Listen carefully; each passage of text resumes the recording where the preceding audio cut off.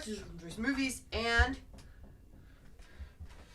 as this year deems ever closer to ending, so too does Flash Player. And we have to live with that. But it's October, so let's do some Flash Player. Flash games.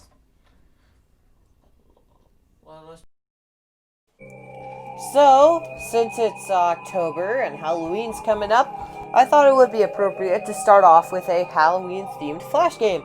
And the one I have for you today is Garfield's Spooky Scavenger Hunt. So, basically what you have to do is you have to go around a haunted house as Garfield, looking for assorted treats such as donuts, muffins, and more donuts and more muffins. Along the way, Garfield might get scared, which will increase his scarometer, and if it gets to the very top, Garfield will quit because he's too scared. Overall, a fun Flash game. Great Halloween game. Let's move on to the next one. So, what you guys are looking at right now is Stock Car Hero. This is a game that's not the same as other Flash games. It's not on some tons of games in one compilation. It's just on its own proprietary Stock Car Hero website. And I honestly think it's quite a good game. It was definitely designed with mobile play in mind, as you have to tap the screen left or right to control your car. But since I'm playing on a computer, I have to drag the mouse left or right to control the car's steering and press the left mouse click button to accelerate, which I honestly think was a bad decision. They should have allowed an option for PC players to have the option to use the space button and the directional keys. But for mobile play, this sounds pretty fine. You have to go through one race for each track, and a race consists of 3 whole laps. After you're done with that track, you have to go on to the next one. And oddly, you can't go back to a previous track to try and get a better position. You can only move on to the next track, which is kind of concerning when there's only 4 tracks total.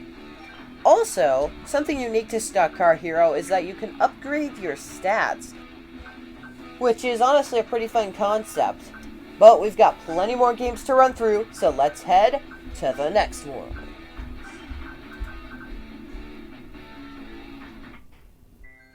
So what you are looking at right now, as the title says, is Super Mario World Flash.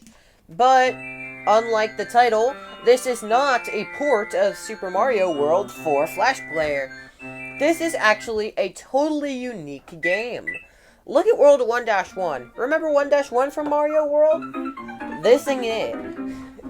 You go through one linear map that does not have any sort of scrolling. You can see the top of the map from this part of the stage right here. Oh.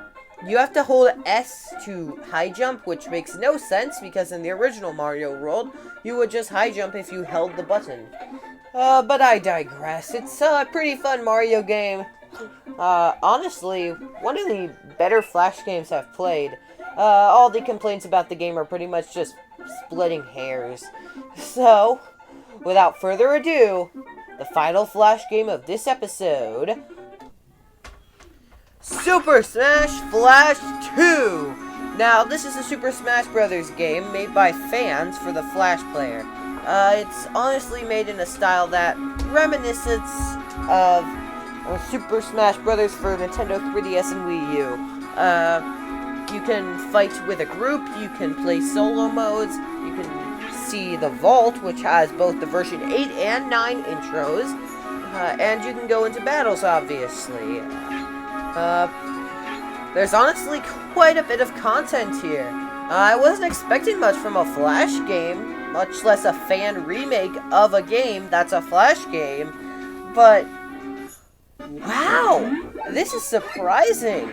As you can see here, I'm not good enough to play for the actual video, so I set up a battle between 4 CPUs.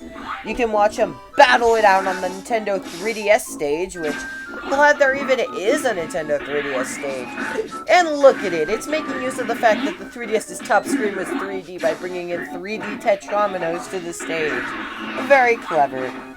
So,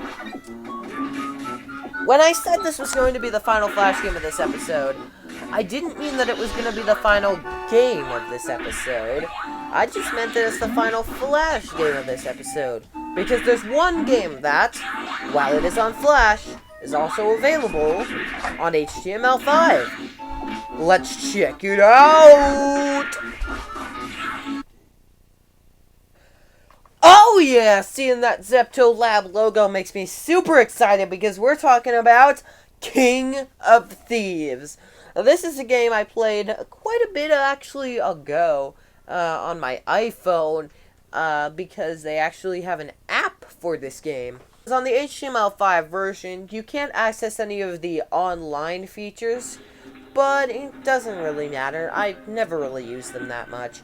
All you could do was, like, go into a guild and trade items with players or whatever. But the Flash game keeps quite a bit of that content intact. You're still able to go through the pre-made dungeons as well as make your own in certain cases, although I haven't unlocked that yet. And this dungeon is still way too hard. But it actually doesn't matter because the story of this game is pretty in-depth for just a mobile/Flash game. You're a thief who's broken out of jail and are trying to go through as many dungeons as possible to get that moolah. And at the end of each level, you can see the amount of coins you got on a chest, lending to the story even more. The graphics look phenomenal. They're awesome. This game is fun. Oh man, I love it. Make sure to subscribe, check out the channel, and that's gonna be it for Troy's Movies.